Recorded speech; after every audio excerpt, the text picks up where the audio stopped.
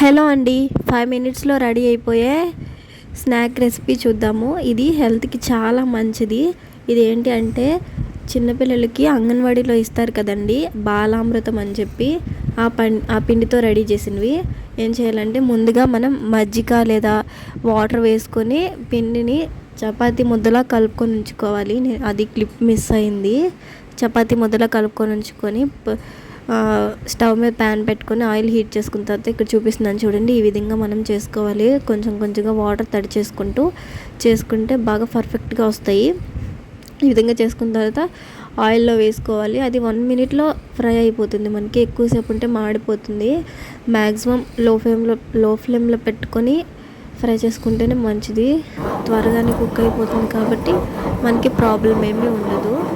ఈ విధంగా అన్నీ చేసుకుని చిన్నపిల్లలకైనా 1 ఇయర్ నుంచి పిల్లలకి ఎవరైనా తినొచ్చు. చాలా టేస్టీగా ఉంటుంది, హెల్దీ కూడా.